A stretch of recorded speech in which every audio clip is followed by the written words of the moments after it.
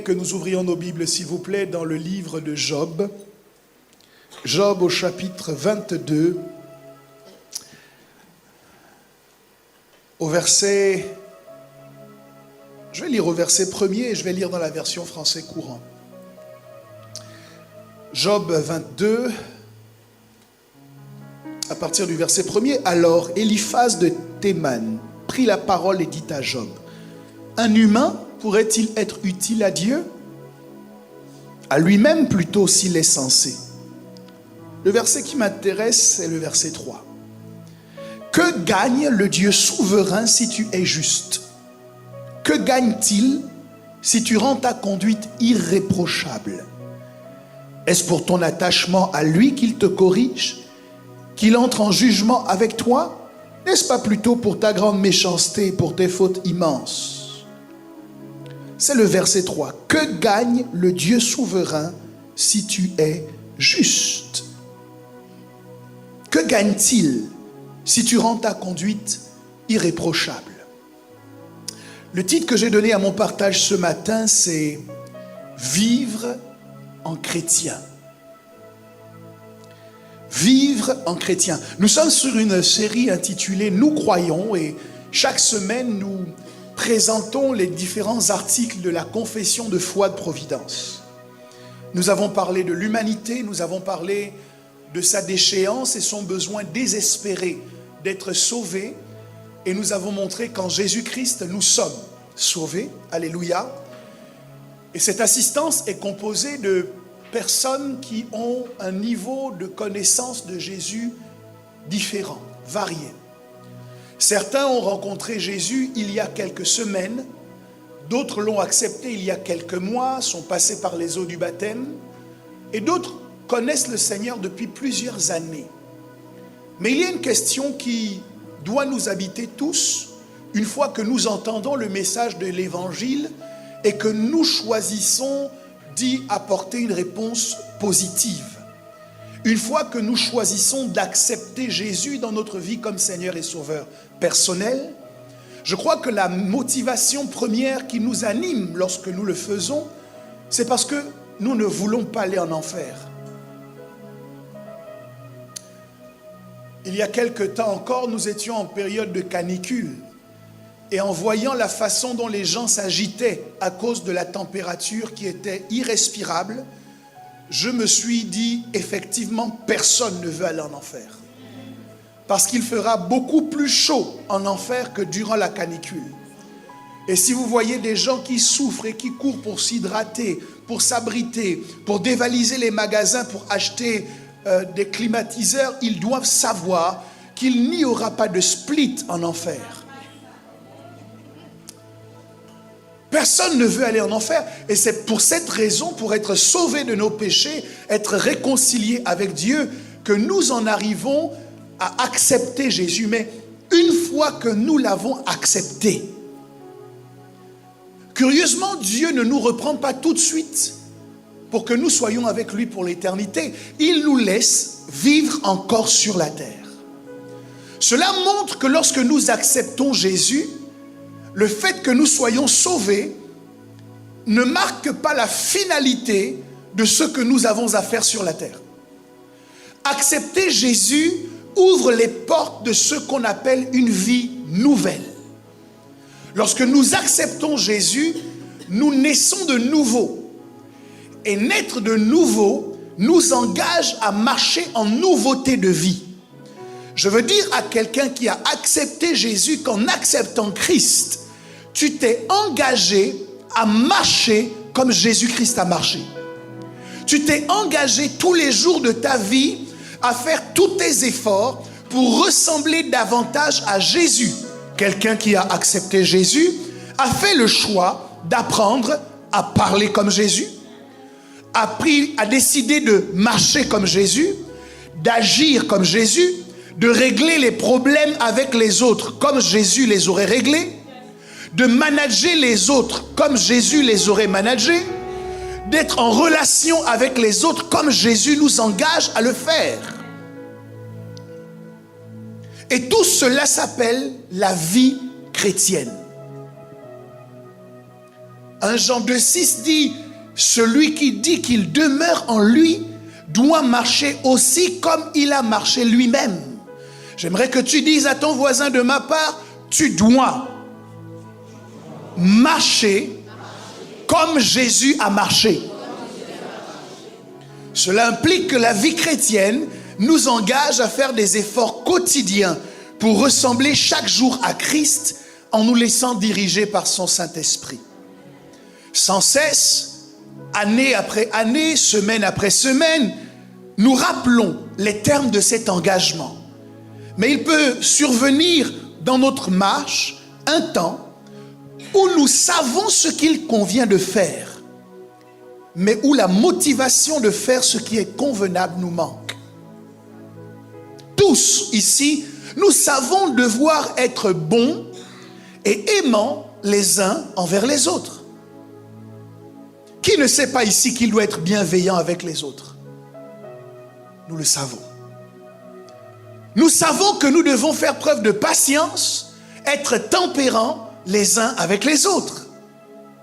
Que nous devons manifester ce que Galates 5,22 appelle le fruit de l'esprit, qui consiste dans l'amour, la joie, la paix, la patience, la bonté, la bénignité, la fidélité, la douceur, la tempérance. Tous, nous le savons. Mais le frein qui est censé ralentir notre bouche quand nous allons blesser quelqu'un est, semble-t-il, tombé en panne. Le ralentisseur qui doit nous maintenir, nous bloquer lorsque nous allons poser un acte qui est répréhensible, semble-t-il, a démissionné et est totalement inefficace. Tous, nous savons que nous devons avoir un bon comportement, mais il vient un temps où tout simplement, nous ne voulons plus. Nous ne voulons plus avoir un bon comportement. Nous ne voulons plus être respectueux dans nos paroles. Nous ne voulons plus faire preuve de tempérance, de tolérance, de bienveillance avec ceux qui sont autour de nous. Nous ne voulons plus. Pourquoi la motivation de mener une vie chrétienne, d'entretenir de bonnes relations avec Dieu et avec les hommes, en vient-elle à nous manquer? Sommes-nous condamnés à nous dire chrétiens sans vivre en chrétien, ou une inversion de tendance est encore possible? Parce que, en tant que juste, je vis par la foi. Je crois que c'est encore possible de retrouver cette motivation. Je ne sais pas pour vous, mais lorsque moi j'ai accepté le Seigneur, je me souviens que j'avais à cœur de mettre en pratique tous les passages bibliques que je lisais.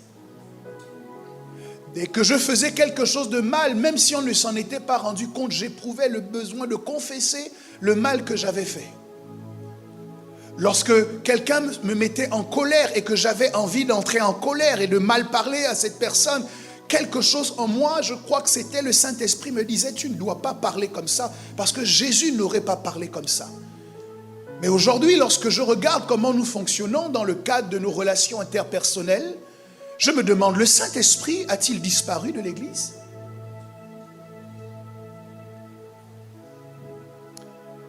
Pourquoi les chrétiens ne vivent pas comme des chrétiens? La première réponse à cette question, c'est l'ignorance. Il y a, comme je vous le disais, dans cette assistance, des gens qui ne connaissent pas le Seigneur depuis très longtemps, ou d'autres qui l'ont accepté il y a longtemps, mais qui ont pratiqué l'école buissonnière. Et donc, ils sont de bonne volonté, mais ils ne savent pas comment un chrétien doit vivre. Ils aiment Dieu, ils lui ont donné leur vie parce qu'on leur a expliqué qu'il le fallait pour être sauvés, mais ils ne savent pas comment Jésus parlait. Ils ne savent pas comment Jésus réagissait aux insultes, aux attaques. Ils ne le savent tout simplement pas. Et dans un sens, c'est une situation qui est compréhensible. Parce que accepter Jésus ne nous transmet pas de façon automatique la bonne manière de fonctionner. Accepter Jésus ne nous injecte pas la sagesse pour bien nous comporter. Lorsque nous acceptons Jésus et que nous ne sommes pas enseignés et que nous n'apprenons pas comment Jésus voudrait que nous agissions, nous nous référons à deux systèmes. Premièrement, le système que nous avons toujours connu. On a accepté Jésus, mais quand on a une interaction avec quelqu'un, on se réfère à ce que l'on a toujours connu dans le monde. Comment on a vécu dans le monde? Qu'est-ce que nos parents nous ont enseigné? Voici le trésor dans lequel nous allons puiser le comportement que nous aurons.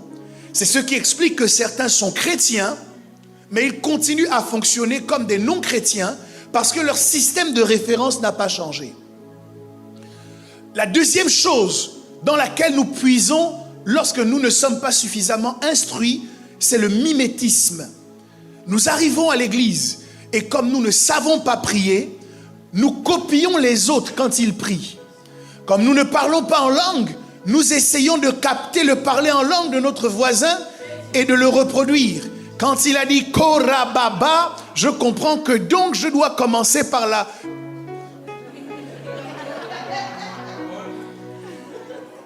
Et le mimétisme, vous le savez, c'est une des façons par lesquelles l'enfant apprend. Il apprend à marcher en voyant les adultes autour de lui qui marchent. Et quand nous naissons de nouveau, il y a des choses que nous apprenons en regardant les autres. Cependant, il y a là un danger, parce que les autres peuvent faire mal.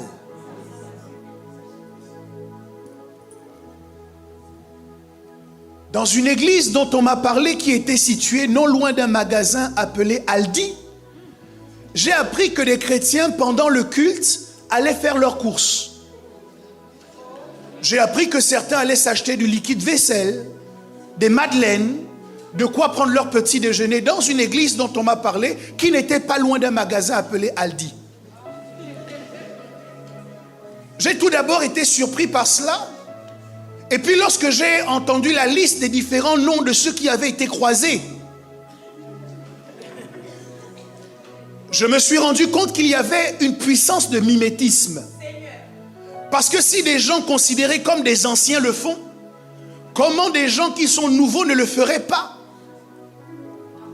Et c'est en cela que je me rends compte que le mimétisme est dangereux. Parce que si pour apprendre comment fonctionner en chrétien, je regarde comment fonctionnent les anciens, je peux me retrouver piégé dans un mauvais comportement que des anciens avaient. Dans cette église-là. Parce que ici, tout le monde se comporte bien.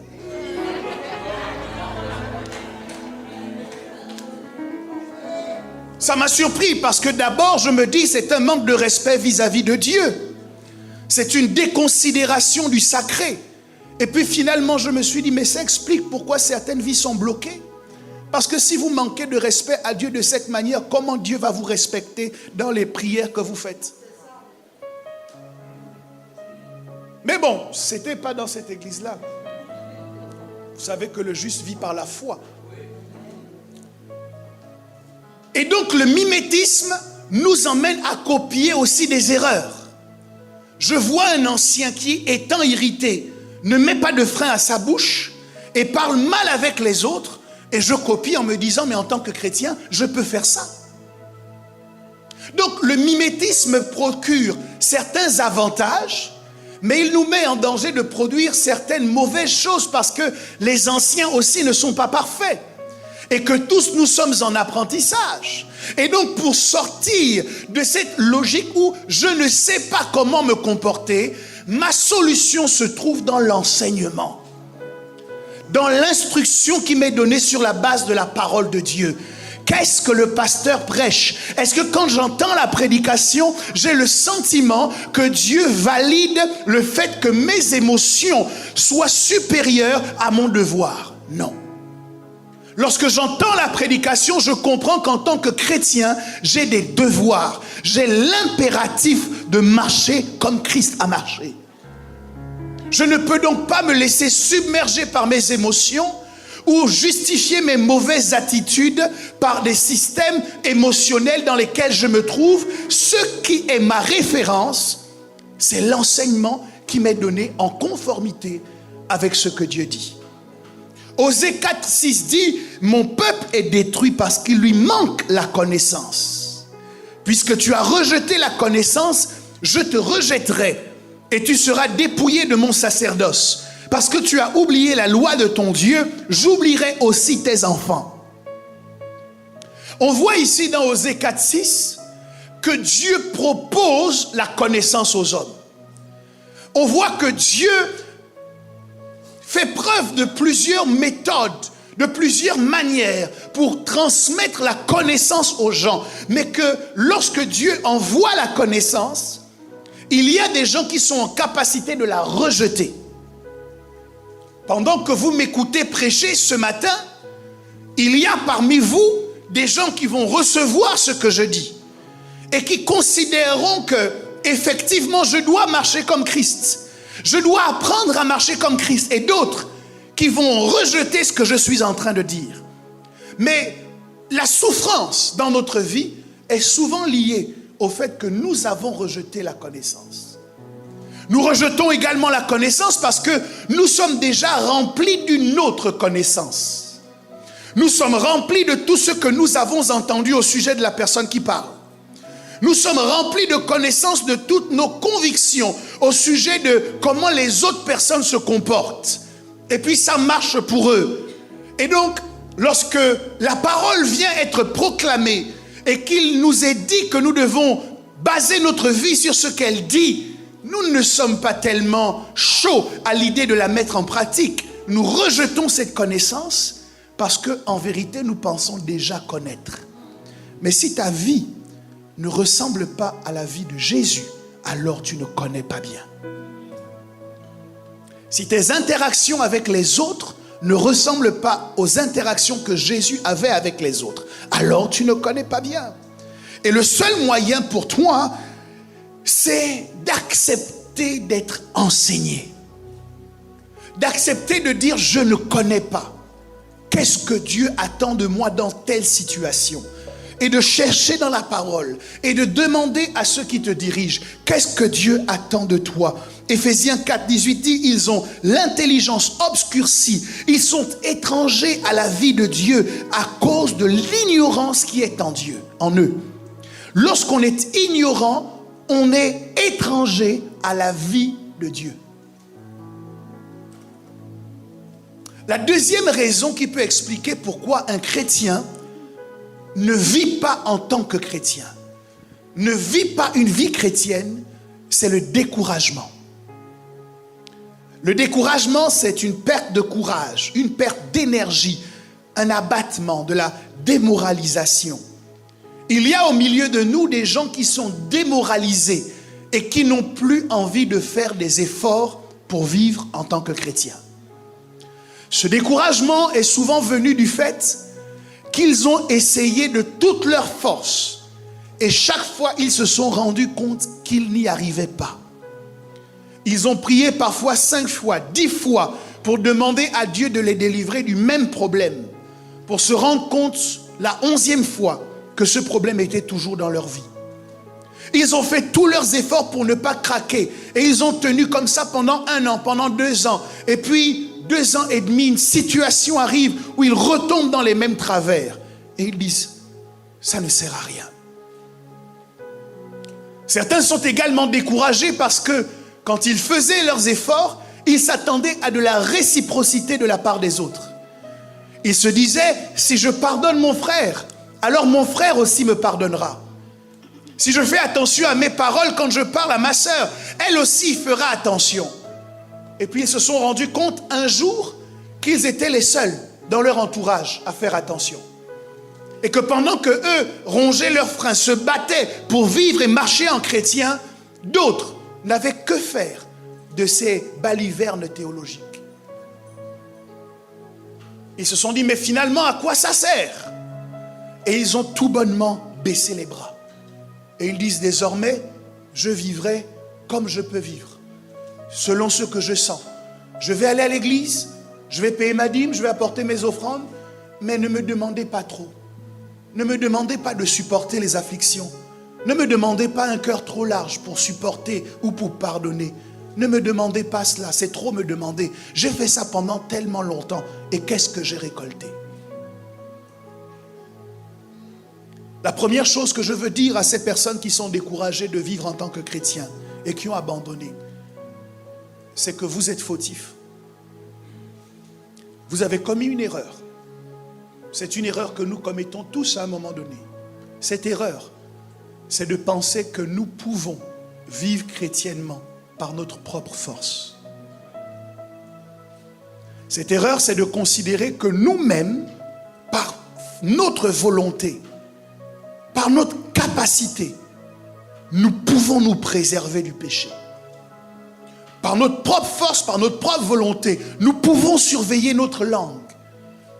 Mais si cela était possible à un seul homme, Jésus n'aurait pas eu besoin de venir mourir sur la croix. Jésus est justement venu parce que même si vous réussissez à tenir votre corps en bride pendant 10 ans, pendant 15 ans, par votre propre force, vous ne pourrez pas le faire indéfiniment.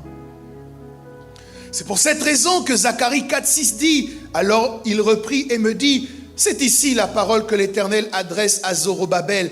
Ce n'est ni par la puissance, ni par la force, mais c'est par mon esprit, dit l'Éternel des armées. Je veux te dire, bien-aimé, c'est par son esprit que tu peux vivre chrétiennement. C'est par son esprit en toi que tu peux retenir ta langue lorsque tu vas dire quelque chose qui ne se dit pas. C'est par son esprit en toi que ton corps sera tenu en bride lorsqu'il te poussera dans une direction qui n'est pas bonne.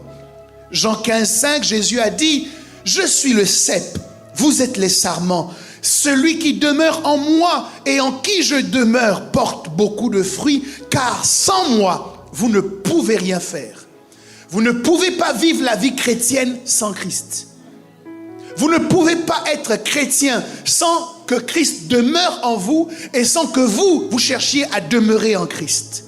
Nous échouons parce que nous sommes dans une culture de la performance. Nous essayons par nous-mêmes de réussir parce que la loi du mérite est ancrée en nous. À l'école déjà, on mettait des notes sur notre copie. Et on donnait à celui qui était le premier de la classe un tableau d'honneur avec les félicitations. Et nous avons grandi comme cela, à considérer que nos efforts seront couronnés de succès. C'est vrai dans un sens. Mais pour ce qui est spirituel, les efforts ne suffisent pas. Je dis les efforts ne suffisent pas. En Luc 24, 49, Jésus fait cette déclaration à ses disciples. Il dit, « Et voici, j'enverrai sur vous ce que mon Père a promis, mais vous, restez dans la ville jusqu'à ce que vous soyez revêtus de la puissance d'en haut. » Jésus refuse que ses disciples aillent en mission si le Saint-Esprit n'est pas encore venu les remplir. N'oubliez pas qu'il parle ici à des gens qui ont été formés par lui-même pendant 3 ans. Ça veut dire que les disciples avaient la connaissance en ce qui concerne comment Jésus fonctionne. Ils avaient la connaissance du caractère de Jésus, la connaissance des paroles de Jésus, la connaissance du comportement de Jésus. Mais Jésus disait, il ne suffit pas d'avoir la connaissance, il faut en plus avoir la puissance. Pour certains d'entre vous, vous savez, vous connaissez ce que Jésus attend de vous, mais il vous manque la puissance qui vous permette de mettre cela en pratique. Cette puissance, c'est le Saint-Esprit. Je prie que le Saint-Esprit prenne le contrôle encore de ta vie. Je prie qu'il reprenne les rênes, qu'il dirige à nouveau ta vie. Tu as certainement déjà été baptisé du Saint-Esprit, mais peut-être que depuis un moment, c'est toi-même qui prends les commandes. Mais je prie ce matin que le Saint-Esprit trouve un espace pour reprendre le volant et pour te diriger à nouveau. Et j'annonce que tu iras à bon port. Que le Saint-Esprit ne te laissera pas sur le bas-côté. Tu ne t'arrêteras pas en si bon chemin dans ta vie chrétienne. Mais tu appartiens à ceux qui commencent la course et qui la parachèveront. Je parle par la foi. Je dis, tu y arriveras. Nous nous retrouverons tous au sommet. Et toi aussi, tu manifesteras le caractère de Christ. Non pas par tes propres efforts, mais parce que le Saint-Esprit en toi t'aura rendu capable de le faire. Ce n'est pas trop tard. Ce n'est pas terminé. Ne désespère pas, n'abandonne pas. Le Saint-Esprit est encore sur la terre. Il dirige encore la vie des croyants. Dans le livre de l'Apocalypse, l'Esprit et l'épouse disent viens. L'Esprit est là. Il est toujours là pour l'épouse. C'est à lui que Jésus nous a confiés. La troisième raison pour laquelle les chrétiens ne vivent plus en chrétien, c'est la démotivation. Il y a une différence entre le découragement et la démotivation. Lorsqu'on parle de courage, le courage n'est pas lié à des raisons, mais la motivation est liée à des raisons. Lorsqu'on parle de motivation, il y a des éléments qui justifient que nous choisissions de fonctionner de telle ou de telle manière. La démotivation, la motivation, c'est les intérêts, les éléments qui poussent quelqu'un dans son action. La motivation est faite pour motiver, pour booster quelqu'un à une certaine attitude ou à une certaine action. Vous allez au travail parce qu'il y a une motivation financière derrière. Lequel d'entre vous se lèverait le lundi à 6h, à 7h pour aller travailler pour son employeur sans salaire? Qui peut? Qui peut? Personne. Parce qu'il y a une motivation financière. Et dans le cadre de la vie chrétienne, nous pouvons choisir de ne plus la vivre parce que nous perdons de vue les motivations qui devraient nous pousser dans cette direction. Nous disons, je ne vois pas pour quelle raison je vais encore vivre chrétiennement. Pour quelle raison je vais me préserver? Pour quelle raison je vais faire preuve de sagesse?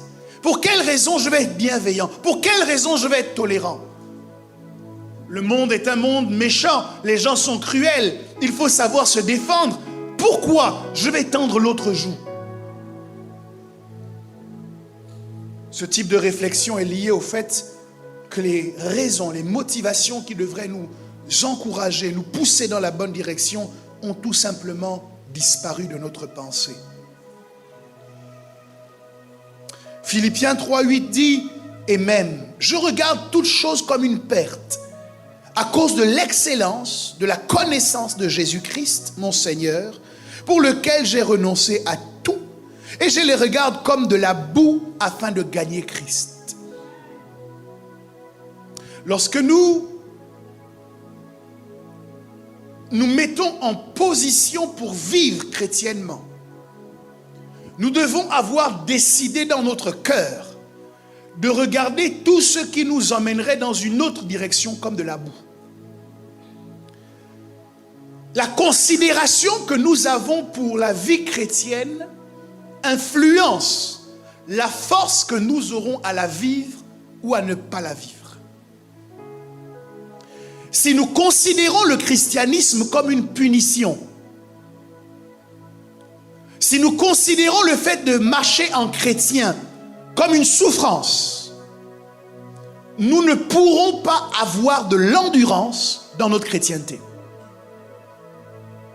Une fois, quelques personnes m'ont dit, pasteur, j'étais pasteur à l'époque, je crois qu'ils m'ont dit plutôt mon père, parce que je suis aussi leur père. Ils m'ont dit, mais la vie chrétienne c'est dur. Et je ne comprenais pas bien. Je leur ai demandé, mais comment ça la vie chrétienne c'est dur? Aujourd'hui, je suis un peu d'accord. C'est dur. Mais c'est seulement après plus de 20 ans de vie chrétienne que je considère que c'est dur. Alors que certains le considèrent dès le début. Je me suis demandé pourquoi. Dans la vie chrétienne, on vous demande par exemple de chercher à être en paix avec tous les hommes. C'est dur ou pas?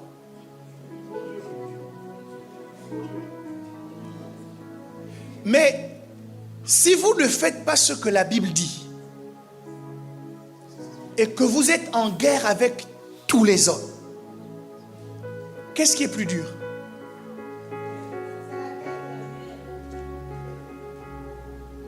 Si vous n'étiez pas au courant, essayez d'aller acheter de l'huile de tournesol. Vous saurez que la guerre, ça rend la vie dure.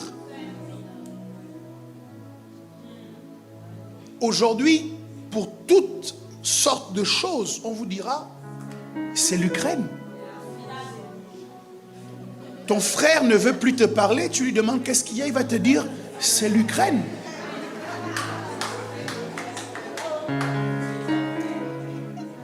Le bien-aimé n'apporte plus son offrande, il te dira, c'est l'Ukraine.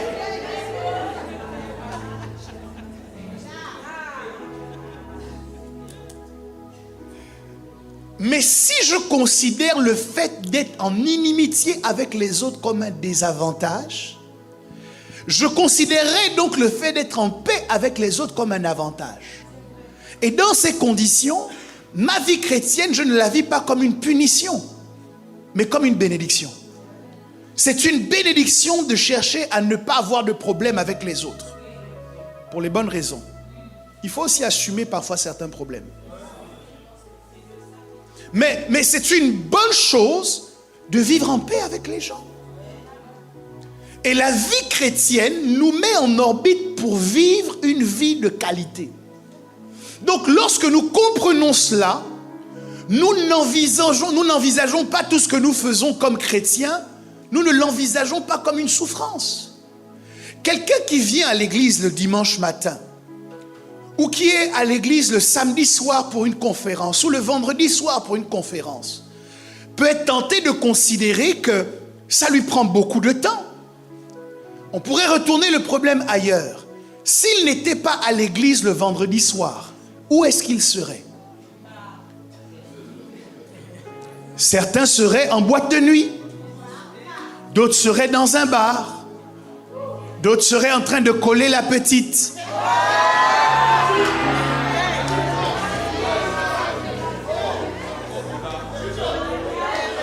Et donc,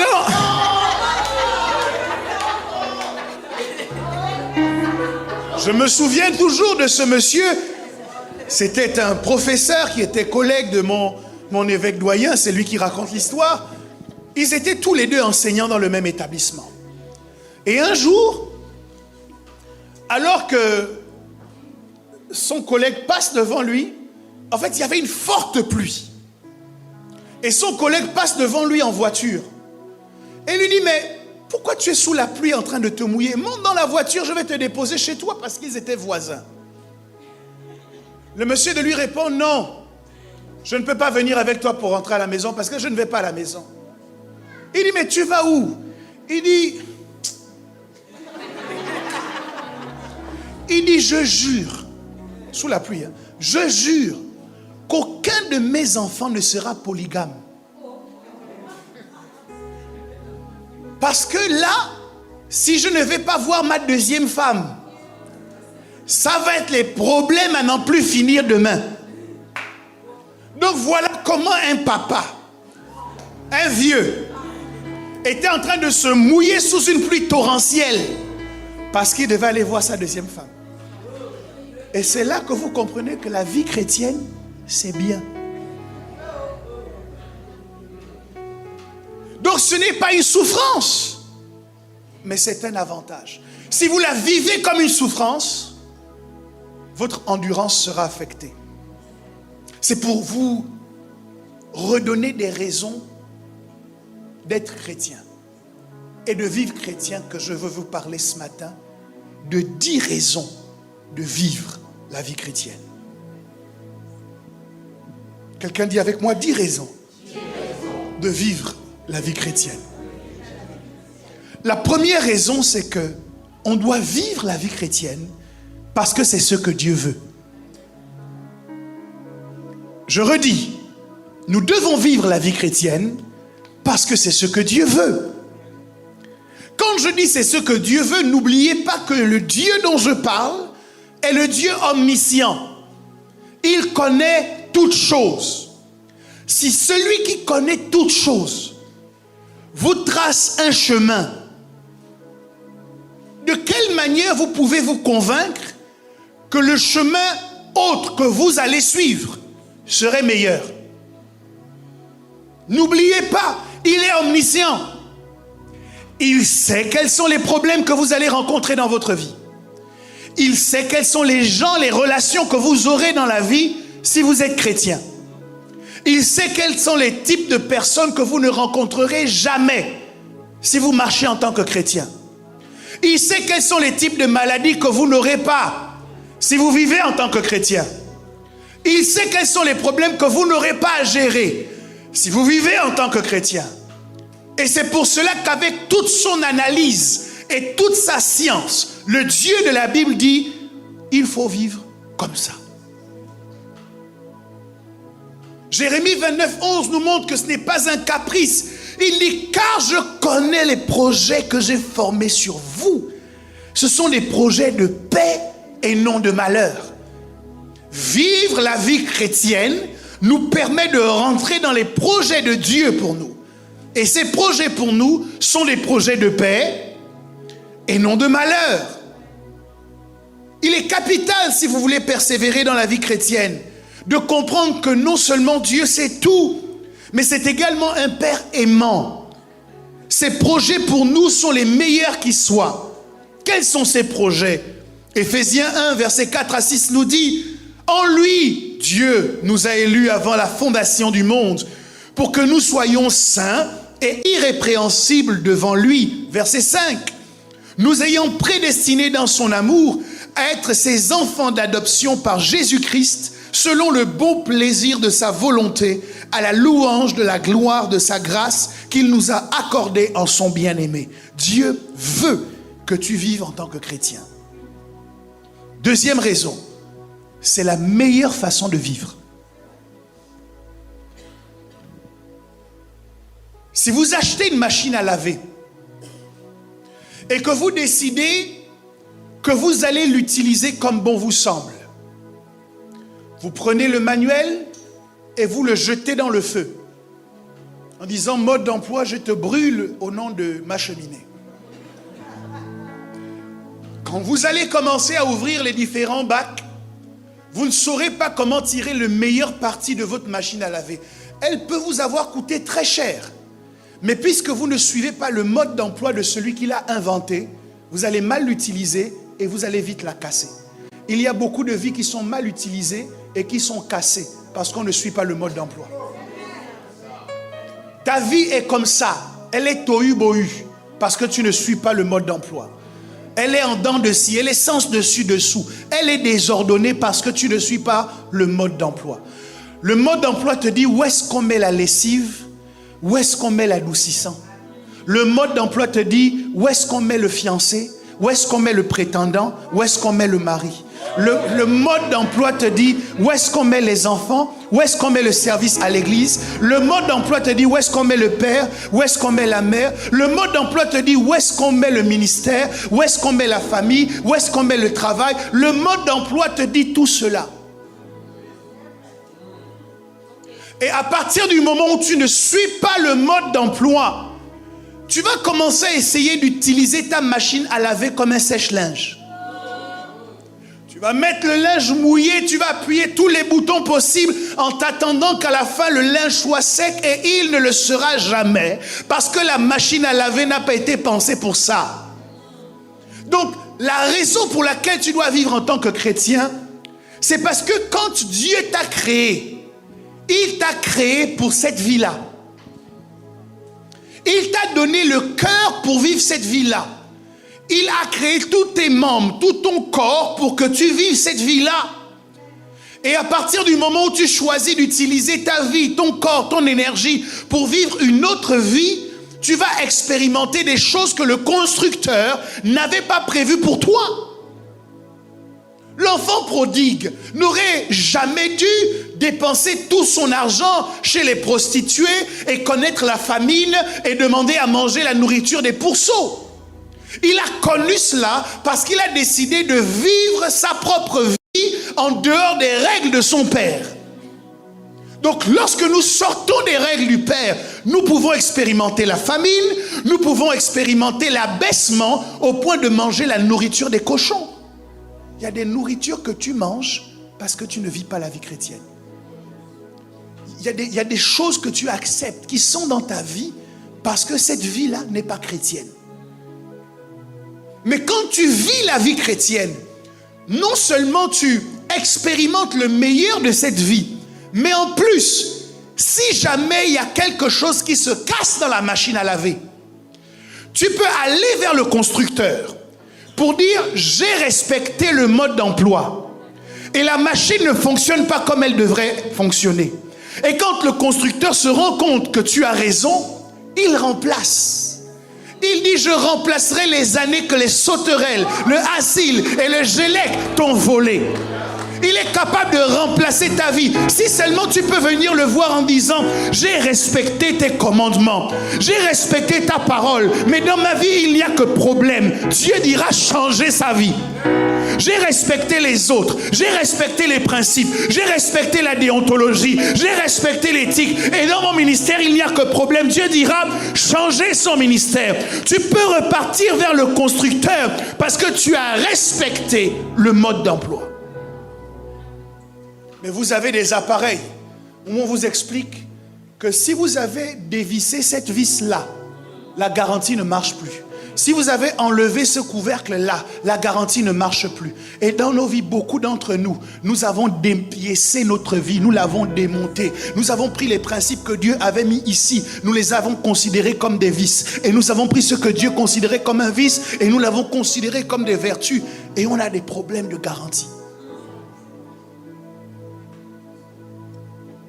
La troisième raison, Philippiens 4:8, vous dit, au reste, frères, que tout ce qui est vrai, tout ce qui est honorable, tout ce qui est juste, tout ce qui est pur, tout ce qui est aimable, tout ce qui mérite l'approbation, tout ce qui est vertu et digne de louange, soit l'objet de vos pensées.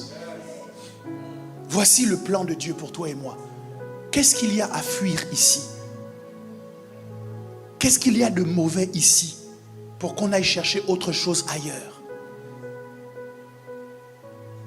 La troisième raison pour laquelle nous devons vivre chrétiennement, c'est que c'est la clé de la bénédiction. Je vais peut-être vous choquer. La bénédiction ne répond pas à un nom.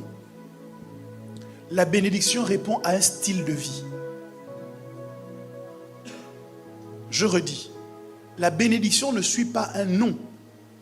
Elle suit un style de vie. Ça veut dire, la Bible dit, heureux l'homme qui craint l'Éternel. Il est comme un arbre planté près d'un courant d'eau qui donne son fruit en sa saison.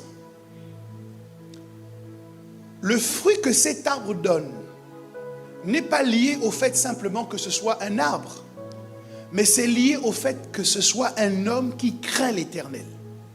En craignant l'Éternel, il adopte un style de vie qui active la productivité. Maintenant, si c'est un homme qui ne craint pas l'Éternel, il est comme un arbre qui n'est pas planté près d'un courant d'eau.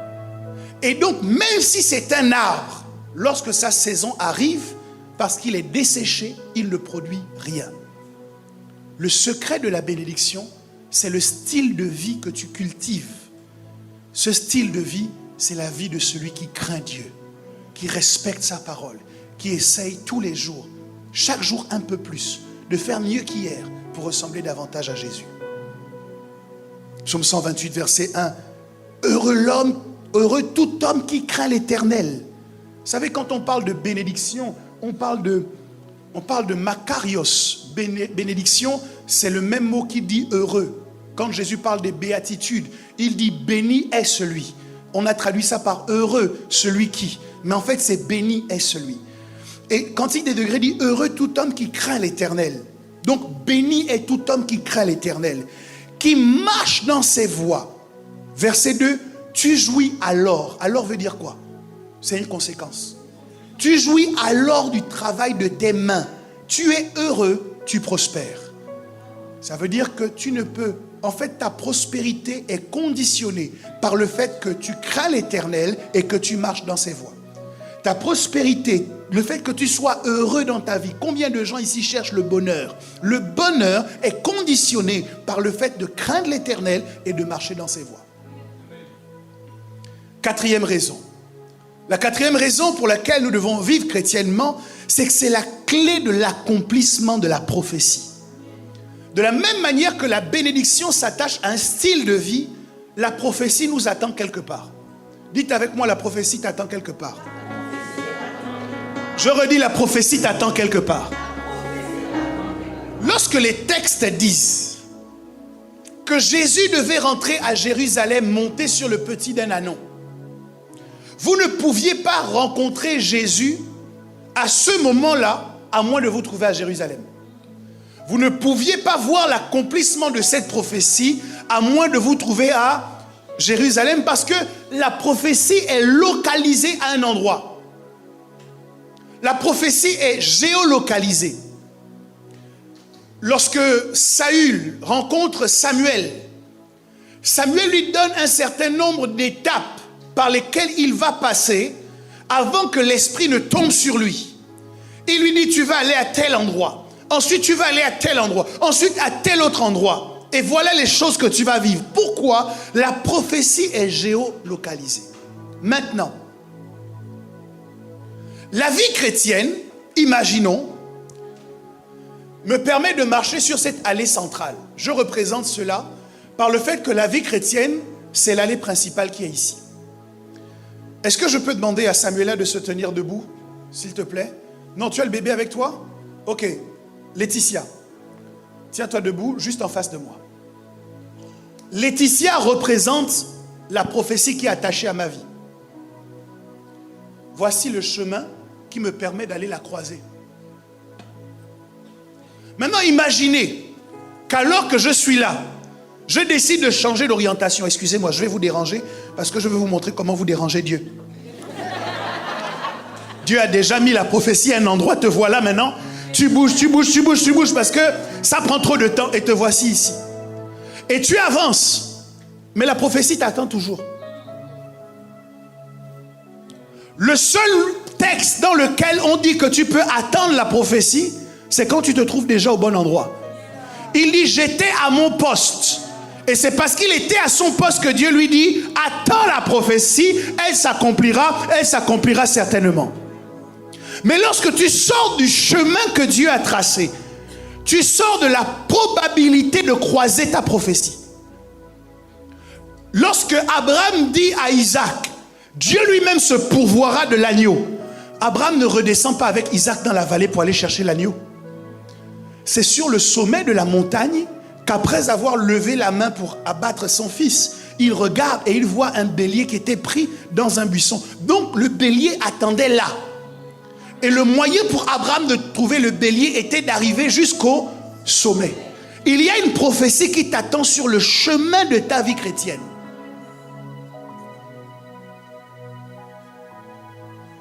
Donc vivre chrétiennement, c'est pour ça que je ne veux pas, c'est pas l'objet de mon message, c'est pas l'objet de ma prédication, mais peut-être que je peux vous le dire rapidement, ouvrir une parenthèse. C'est pour ça que dans la vie, vous faites la différence entre les gens qui vivent des bonnes choses de façon exceptionnelle et les gens qui vivent des bonnes choses tout le temps. C'est la différence entre le miracle et le principe. Le miracle, c'est j'ai marché et je me suis égaré. Et puis, à ce moment-là, un vent violent vient et me saisit et me fait réapparaître devant ma prophétie. Ça, c'est le miracle. Mais ça n'arrive pas tout le temps. Il n'y a pas deux Jonas dans la Bible. Il n'y a pas deux personnes que Dieu a fait avaler par le ventre d'un poisson pour que le poisson les ramène là où il devait être. Il n'y en a pas deux, il y en a un. Donc si tu vis ta vie en disant, moi je serai le prochain Jonas, bon courage. Par contre, au lieu de chercher à être le prochain Jonas, tu peux décider de faire comme Jésus. Il dit, tout ce que je vois le Père faire, moi aussi je le fais. Je ne fais rien par moi-même. Et c'est pourquoi le miracle était habituel dans la vie de Jésus. Où que Jésus aille, le miracle l'accompagnait. Pourquoi? Parce qu'il marchait dans la vie qui avait été prévue pour lui. Est-ce que quelqu'un me comprend? Donc la clé de l'accomplissement de nos prophéties, c'est de vivre en tant que chrétien. Pourquoi? Parce que souvent notre prophétie est cachée dans un homme. Mais si tu n'as pas appliqué la parole et développé le caractère qui te permet d'être en bonne relation avec les hommes, tu ne sais pas quel homme est la clé de ton destin. Et comme tu es habitué à mal parler aux gens et que tu n'as jamais appris à tenir ta langue, un jour, tu vas croiser la personne qui est la porte de ton destin et tu vas mal lui parler. Or, si tu décides de vivre chrétiennement, tous les jours, tu dis, Seigneur, je t'en prie, viens au secours de ma bouche. Apprends-moi à utiliser ma langue correctement. Et tu essayes de parler respectueusement aux plus petits comme aux plus grands. Tu n'as pas besoin de te dire, est-ce que lui peut me donner de l'argent? Est-ce que lui, il est important? Non, non, non, tu prends l'habitude. Parce que ce qui va te sauver, c'est les bonnes habitudes.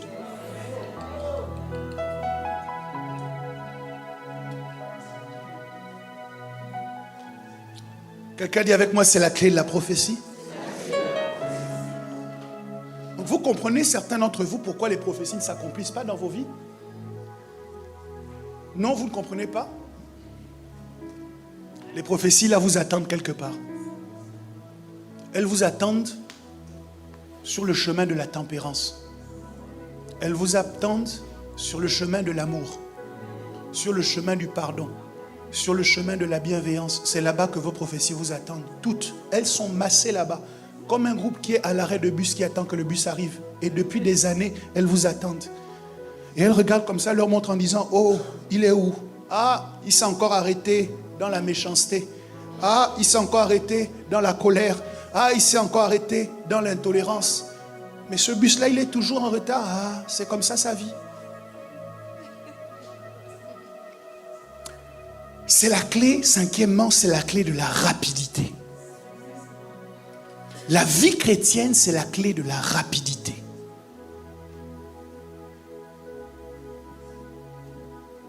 C'est la clé de la rapidité. Quand j'ai accepté Christ, j'avais 12 ans. Et avec les jeunes, on commençait à servir le Seigneur et on commençait à prêcher l'évangile assez tôt.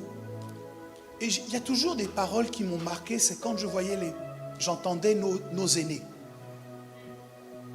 On entendait les adultes nous parler. Chaque fois que les adultes, où qu'on aille, où qu'on intervienne, et qu'il y avait les adultes dans la salle, c'est comme si ce commentaire revenait systématiquement. Il y avait toujours au moins une personne qui nous disait, vous avez beaucoup de chance.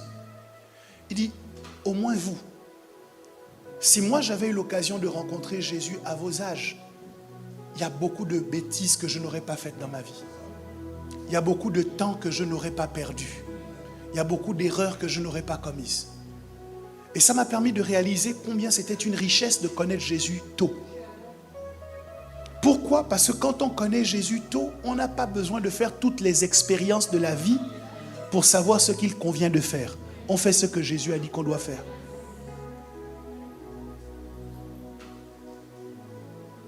Il y a des gens, pour arriver à la conclusion qu'ils doivent se marier, vont d'abord faire toutes les expériences possibles et imaginables.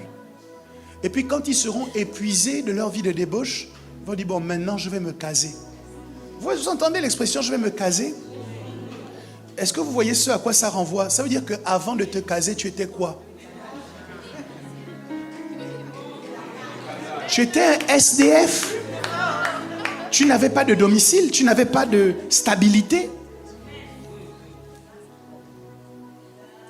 Et vous allez leur poser la question à tous. Vous vous rendez compte que c'est presque universel. C'est pour ça que lorsque quelqu'un veut se marier, jeune, on dit, mais pourquoi tu te maries si tôt? Fais d'abord la vie et après, tu vas te caser. Donc, on sait tous que la finalité normale, c'est de se caser. Mais pourquoi tu ne commences pas par te caser?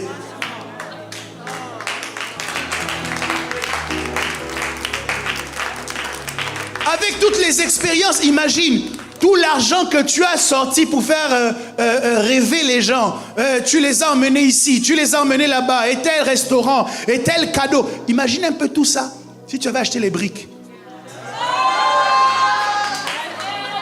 Imagine. On m'a dit de m'arrêter là. Hein? Ok, je m'arrête. Être chrétien, ça te donne de la rapidité. J'ai toujours été surpris de rencontrer un ami avec lequel j'avais été au primaire. Non, le jour-là, j'ai été choqué. On avait été ensemble dans les mêmes classes au primaire. Et un jour, on se croise au quartier, il me dit « Bonjour, boss. » J'ai regardé, j'ai dit « Mais toi, tu m'appelles boss? Tu m'appelles boss, pourquoi? » Mais il m'appelle boss parce que quand il regarde la vie,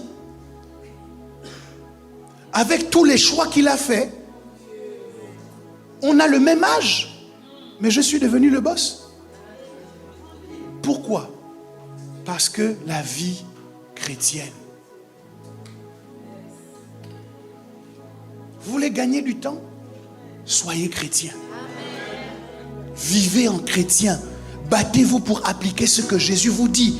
Vous gagnerez du temps, vous économiserez de l'argent, vous économiserez des déceptions. Je ne dis pas qu'il n'y a pas de problème dans la vie chrétienne, mais le niveau de problème que vous allez rencontrer si vous n'êtes pas dans la vie chrétienne.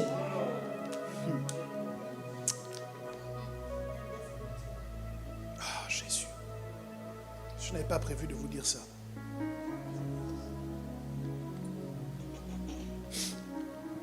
Ésaïe 40 au verset 31 dit « Mais ceux qui se confient en l'Éternel renouvellent leur force. Ils prennent leur vol comme les aigles. Ils courent et ne se lassent point. Ils marchent et ne se fatiguent point. » La vie chrétienne est semblable à l'autoroute que Dieu a construite pour vous. Avant de vous envoyer sur la terre, Dieu a construit une autoroute. Et il vous pose sur cette autoroute pour que vous puissiez aller à une vitesse maximale. Sur l'autoroute, on peut être plus rapide que sur les routes de campagne. Pourquoi? L'autoroute a été pensée pour ça. Sur l'autoroute, il y a également une sécurisation. Ça veut dire que vous ne pouvez pas croiser, à moins qu'il y ait un esprit de folie qui a saisi quelqu'un, vous ne croiserez pas sur l'autoroute quelqu'un qui va dans le sens inverse. Sur l'autoroute, toutes les voitures vont dans la même direction, dans le même sens. Ça veut dire que la vie chrétienne nous apporte la sécurité. Sur cette autoroute, vous avez des bandes d'arrêt d'urgence qui sont aménagées. Si jamais il y a un problème, vous savez que vous pouvez vous garer à cet endroit. Il y a également des postes téléphoniques où vous pouvez rapidement demander une intervention s'il y a un problème. Il y a aussi des aires de repos où vous pouvez vous arrêter pour ne pas vous endormir au volant. Il y a des stations essence pour vous permettre de refaire le plein. Donc tout est pensé pour vous permettre d'aller jusqu'à bon port sans problème. Mais certains d'entre nous, avec les petites Twingo, avec les petites berlines, nous décidons de sortir de l'autoroute et nous entrons maintenant dans la route qui est cabossée, qui est caouteuse, avec les cailloux, avec la boue et tout. Et à ce moment, on est surpris. Crevaison dans la nuit noire. Pas de roue de secours. Tu es en forêt. Et là, tu commences à dire, oh Dieu, pourquoi m'as-tu abandonné? Il ne t'a pas abandonné. Il t'avait bien tracé la route. Il t'avait dit, c'est ici, on passe là. Il y a même la peinture blanche pour te montrer, c'est ici. Et donc la vie de certains d'entre nous est cabossée. Quand on regarde ta voiture, même le carrossier dit je ne peux pas. Mais monsieur, vous êtes allé où? Ah Dieu, je me souviens. Bon, j'ai plus le temps de vous raconter ça. Donc je vais aller vite.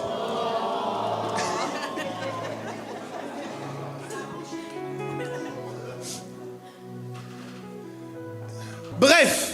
Ce n'est pas l'objet de mon intervention. La raison pour laquelle je parle de ça, c'est que dans un de mes différents voyages, un jour, alors que je devais rentrer tard, parce que quand je dois m'assumer, je me gère, je prends une voiture, je conduis moi-même avec le GPS. Et donc un jour, alors que je rentre tard à ma résidence, je mets le GPS et il me conduit sur une route. Je vois que la route sur laquelle il me conduit me fait sortir de la route qui est goudronnée. Je ne m'inquiète pas, je me dis certainement je vais retrouver le goudron plus loin. Je roule. Au fur et à mesure que j'avance, les lampadaires commencent à disparaître.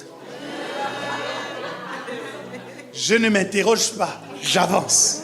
Je ne veux plus reculer, non, non, jamais reculer. À un moment donné, je commence à voir la terre devient rouge comme ça. Je me dis, oh, c'est de la terre battue, c'est suffisamment solide, c'est bon. J'avance. Et pendant que j'avance, je me rends compte que ce qui semblait être de la terre battue, en fait, c'était de la boue. Mais je n'avais jamais vu de boue de ce niveau-là. Donc, mes roues se sont complètement embourbées en pleine nuit noire.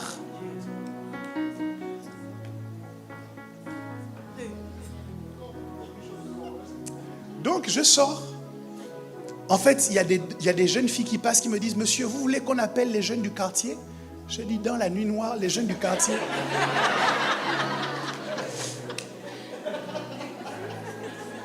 Je faisais maintenant des trucs atypiques. Genre, je mets le pied hors de la voiture et j'essaie de pousser. Il y a un pied sur la pédale et un pied, j'essaie de pousser. Je me rends compte que je ne peux pas y arriver, qu'une voiture, c'est pas si léger. Et donc, finalement, j'accepte qu'on aille les chercher. Et là, que Dieu bénisse les Ivoiriens. Après, quand j'ai raconté, on m'a dit, c'est parce que j'ai eu la grâce. Tous ne sont pas comme ça. Mais on est allé chercher des jeunes. Les petits du quartier qui arrivent, je vois des gars costauds comme ça. Je me dis, si les gars là m'attrapent ici, et je les vois enlever leurs t-shirts et se plonger dans la boue pour commencer à enlever avec leurs mains la boue qui était autour de mes roues.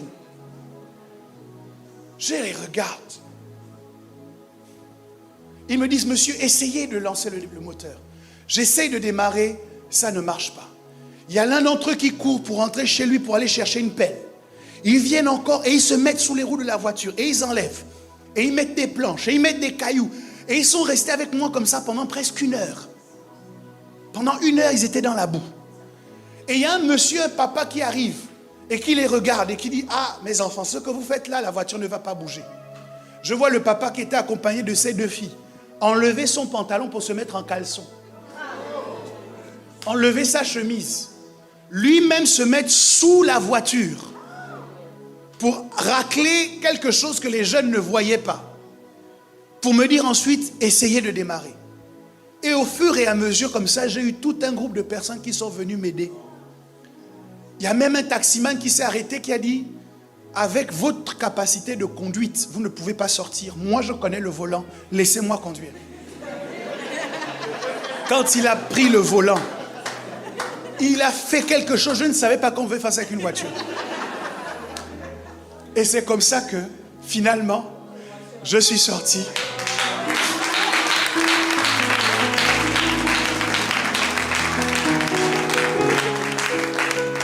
Quand je sors de là, j'étais tellement ébahi, tellement reconnaissant.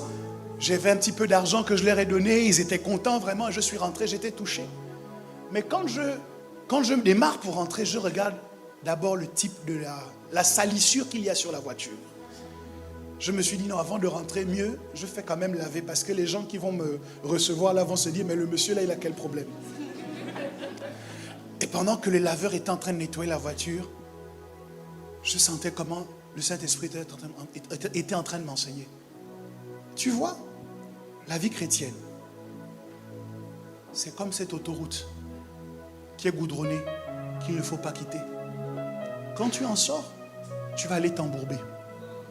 Quand tu en sors, ta voiture va devenir complètement sale. C'est-à-dire que la gloire est recouverte par la boue quand tu vas à l'extérieur de la route que Dieu a tracée. Tu dois vivre en tant que chrétien. Tu n'as rien à gagner à sortir de la route que Dieu a balisée pour toi. Alléluia. C'était bien que je vous raconte ou pas? Mais c'est le 6e point, donc il y en a encore quelques autres. Il y a un homme qui s'appelle Aaron Ralston, James Franco. C'est un amoureux des grands espaces. Son histoire a été rendue publique par le film 127 minutes. C'est quelqu'un qui est parti à l'aventure, il aimait les randonnées, il est parti à l'aventure dans le parc national de Canyonlands dans l'Utah. Il a profité de décors époustouflants. Et à un moment donné, se retrouvant tout seul, il a fait une chute dans un fossé. Il ne se blesse pas en tombant, mais un rocher vient bloquer son bras. Il est seul, personne ne sait qu'il est là, il n'y a pas de réseau téléphonique, il ne peut joindre personne. Et il commence à patienter en se disant peut-être que les secours vont arriver. Et il a patienté comme ça plusieurs heures. Il a fini toutes ses réserves d'eau, au point de devoir boire sa propre urine. Réalisant que personne ne viendrait, il a entrepris à l'aide d'un rocher, d'une roche coupante et d'un canif, de sectionner son bras qui était bloqué. Il s'est amputé le bras avec un canif pour pouvoir sauver sa vie et rejoindre la civilisation. C'est ce genre de problème auquel on est confronté quand on sort des sentiers battus. Dieu a balisé ton chemin. Suis le chemin que Dieu a balisé.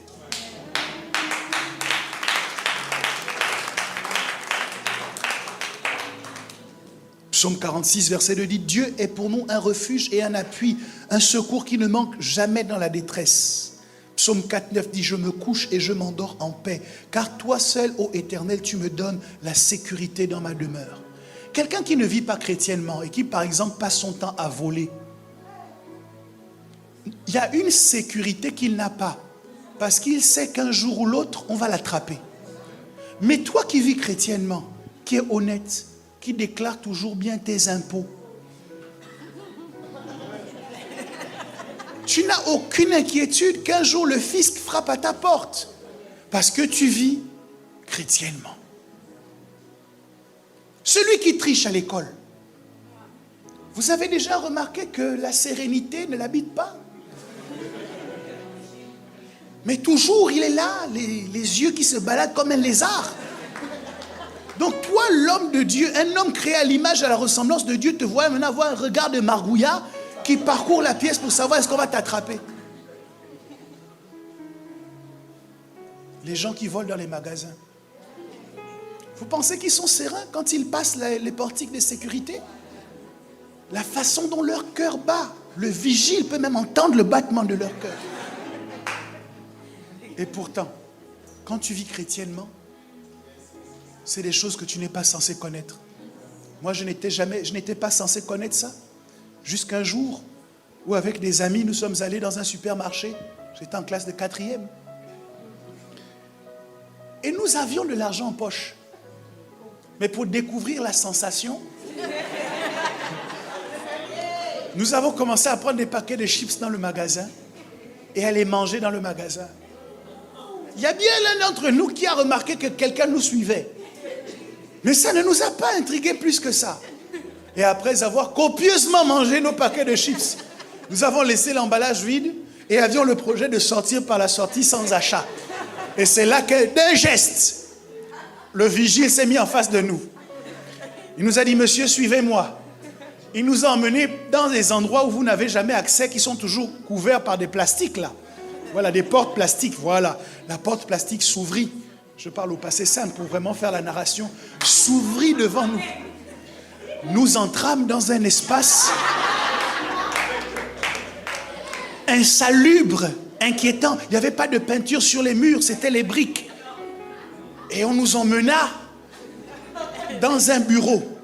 En entrant dans le bureau, nous vîmes le mur de gauche tapissé de photos de jeunes hommes torse nu avec une pancarte ici. Je suis un voleur. J'ai volé. Et là, nous commençâmes à trembler. D'un autre côté, nous vîmes des espèces de fusils à pompe qui étaient entreposés dans un coin. Nous nous dîmes. Tout ça à cause des chips. C'est alors que je pris la parole. Monsieur, nous avons l'argent. Nous avons de quoi payer.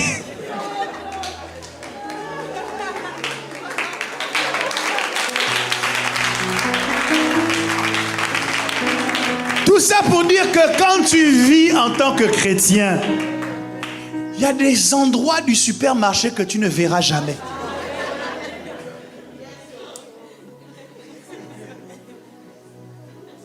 Septièmement, vivre chrétiennement nous justifie.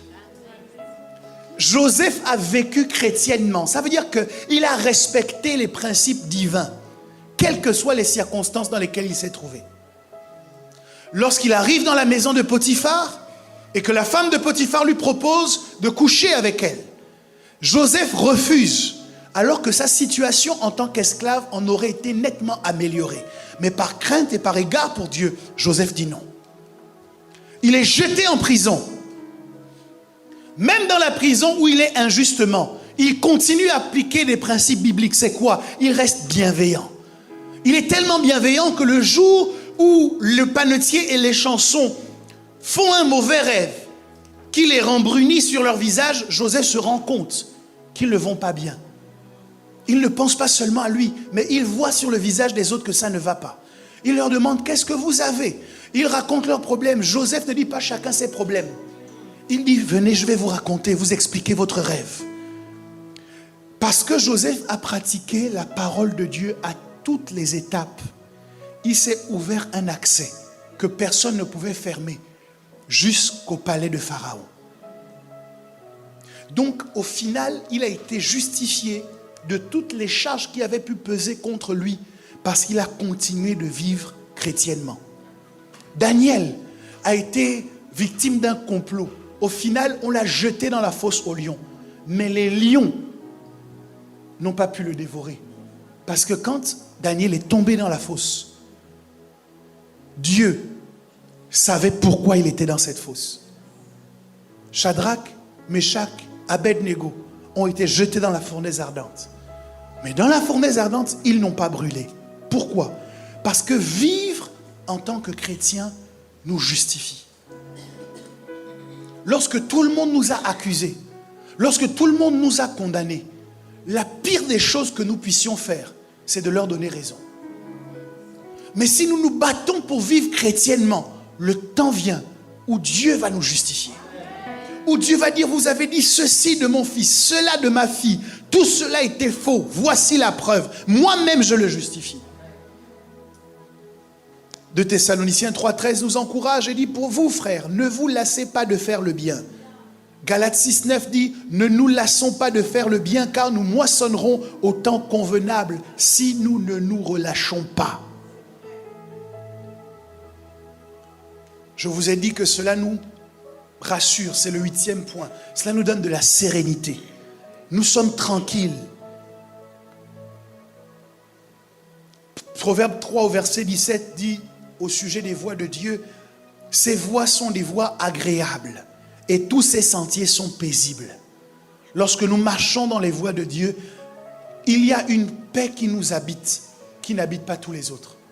La paix de Dieu qui surpasse toute intelligence gardera vos cœurs de tout mal. 9e raison, cela nous met dans une dimension d'exemplarité. Lorsque nous marchons en tant que chrétiens, les gens veulent nous ressembler. Les gens s'inspirent de nous. Les gens voient les résultats dans notre vie et disent, moi aussi je veux faire comme ça. Les gens découvrent que, en marchant dans la sanctification, donc on peut prospérer.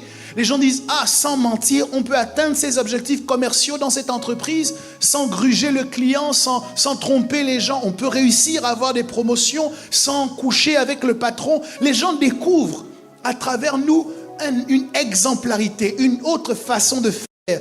Et ça les encourage. Et de cette manière, nous permettons au royaume des cieux et à ses valeurs de se déployer davantage. Et je finis ici.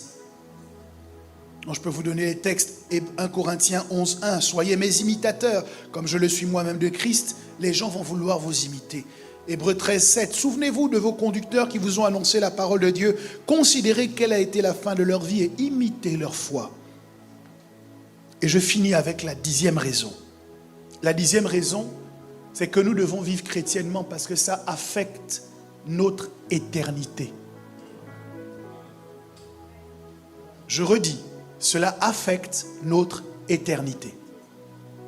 Vous allez me dire, mais évêque, comment ça on a accepté Jésus, on est déjà sauvé? Oui, vous êtes déjà sauvé. Mais à la fin des temps, il y aura plusieurs tribunaux. Il y aura un tribunal pour séparer ceux qui sont sauvés de ceux qui ne seront pas sauvés.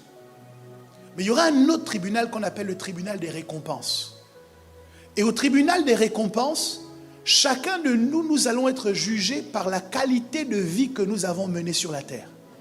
Par la manière dont nous avons représenté Christ, par les œuvres que nous avons faites. Et celui qui aura vécu comme Dieu le demande, recevra une récompense.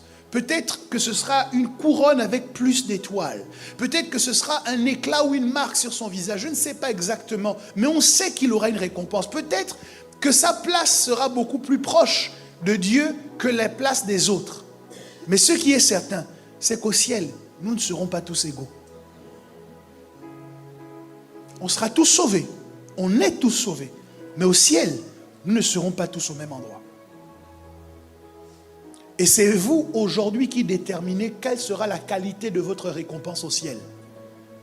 Certains d'entre nous, nous allons pouvoir faroter au ciel pour l'éternité. Oh, Jésus. Elle dit, pour l'éternité. Chaque fois que je te vois, j'arrange seulement ma veste. Oh, frère Gélil. On sera tous frères. Frère Gélil, c'est l'heure de l'adoration. Oui, oui, je viens adorer mon Seigneur et mon Roi. Est-ce que je suis suffisamment élégant?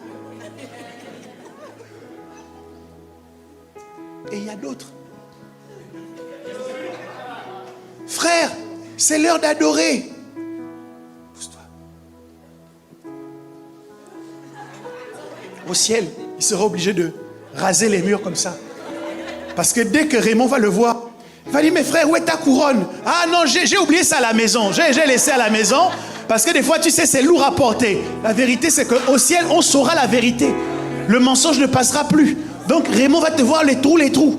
Il va se rendre compte qu'en fait, tu n'as pas de couronne parce que tu n'as pas de récompense. Bouscule ton voisin et dis, bats-toi pour avoir une récompense. Je n'ai pas entendu ton amen. Je n'ai pas entendu ton amen. Tu dois te battre pour gagner des âmes parce que ça va déterminer ta récompense au ciel. Ça fait 1 an, ça fait 2 ans. Tu as gagné combien de personnes à Christ? C'est tout ça qu'on va compter. Tu as pardonné combien de fois? Tu as aidé les gens combien de fois? Combien de fois tu as créé la réconciliation entre des gens? Combien de fois tu as été un agent de paix? Tout ça, on va comptabiliser. Et je prie que ta récompense soit grande. Qu'elle ne périsse pas à travers le feu. Mais qu'elle soit non pas de la paille, non pas du bois, mais en matière précieuse. De l'or, de l'argent, des pierres précieuses. Le but de mon partage de ce matin était de vous redonner envie de vivre en tant que chrétien. De refuser d'être des chrétiens de nom pour être des chrétiens de fond. Et s'il y a une personne ici qui veut se relancer dans la course, de vivre chrétiennement, je veux t'inviter à te tenir sur tes 2 pieds. Tu te dis que tu as perdu de vue. Peut-être par ignorance, peut-être par découragement, peut-être par démotivation. Tu as abandonné certains efforts que tu devais consentir. Mais ce matin, Dieu te donne la possibilité de relancer la machine. Parce que ce n'est pas trop tard. Alors je veux que tu te tiennes sur tes 2 pieds là où tu es. Et nous allons ensemble prier. Pour dire à Dieu, Seigneur, il faut que tu m'aides. je décide que la vie que je mène doit te ressembler davantage. J'ai oublié de continuer à faire des efforts. J'ai considéré que ce n'était plus important. Mais je comprends que c'est essentiel. Et je te demande de me venir en aide. J'ai essayé par mes propres forces, mais je comprends que c'est ton esprit dont j'ai besoin pour me conduire. Je comprends qu'avec toutes ces raisons que tu as avancées, je ne peux pas rester les bras croisés. Élevons nos voix et prions dans ce sens. Au nom de Jésus.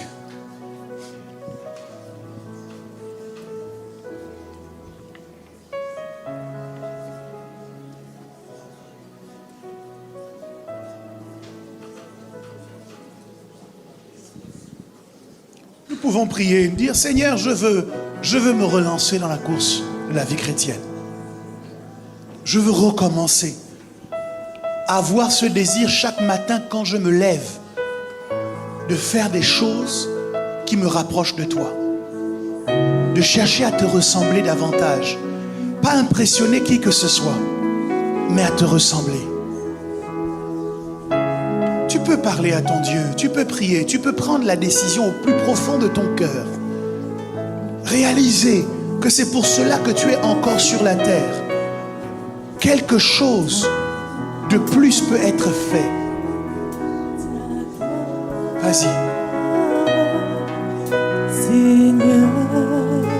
Seigneur, j'ai abandonné le combat d'être chrétien. Je suis chrétien de nom et je suis plus chrétien de fond. Je prends de mauvaises décisions, je fais de mauvais choix, je pose de mauvaises actions parce que j'ai abandonné ce combat. Mais je t'en supplie, ce matin, viens à mon secours. Viens rallumer le feu en moi. Viens raviver la flamme qui me pousse davantage à te rechercher, à te ressembler, à te rendre fier, à t'honorer, en parole, en action. Seigneur, je ne veux pas être un chrétien seulement de nom. Je veux être un chrétien de fond. Te ressembler, Jésus, c'est mon espoir suprême. Est-ce que des voix peuvent vraiment s'élever? Crions à Jésus, disons-lui, nous voulons te ressembler. Aide-moi à te ressembler. Crie à lui de toutes tes forces, de tout ton cœur. Que ton âme entende cela. Que tout ton être entende cela. Entende que tu veux ressembler à Jésus. Prie, prie plus fort. Dans mes relations avec les autres, je veux te ressembler. Dans mon rapport à l'argent, je veux te ressembler. Dans mon rapport à la prière, je veux te ressembler. Dans mon rapport au péché, je veux te ressembler. Dans mon rapport avec les esprits méchants, je veux te ressembler. Les chasser, les déloger, ne pas tolérer leur présence. Dans mon rapport avec le pardon, je veux te ressembler. Dans mon rapport avec le ministère, je veux te ressembler. Dans mon rapport avec l'évangile, je veux te ressembler. Élève ta voix et prie encore.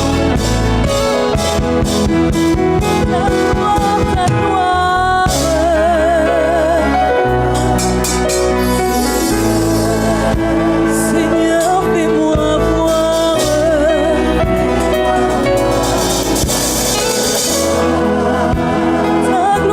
ta gloire, ta gloire, ta gloire.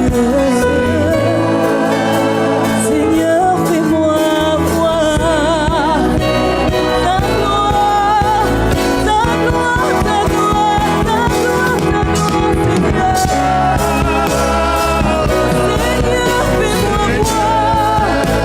Seigneur, fais-moi voir, Seigneur, fais-moi voir, je veux voir ta gloire aujourd'hui dans ma vie. Ta gloire,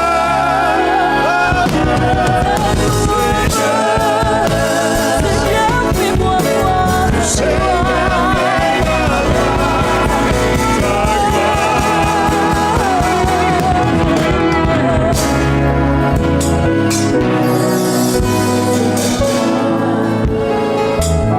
À quoi me sert-il de te connaître je ne cherche pas à te ressembler. Aide un homme, une femme, je t'en prie Seigneur, à reprendre le chemin de l'autoroute de la vie Zoé. Cette vie en abondance, cette vie dans laquelle il y a la prospérité, le shalom, il y a la santé, il y a l'épanouissement, le bien-être. Cette vie Zoé. Tu as dit, je mets devant toi la vie et la mort. Choisis la vie afin que tu vives. Nous t'avons choisi Jésus et nous voulons maintenant vivre ta vie. Nous ne pourrons le faire qu'avec ton concours, en nous laissant diriger par toi. Viens à notre secours, nous t'en supplions. Au nom de Jésus, Amen. Est-ce qu'on peut acclamer le nom de Jésus?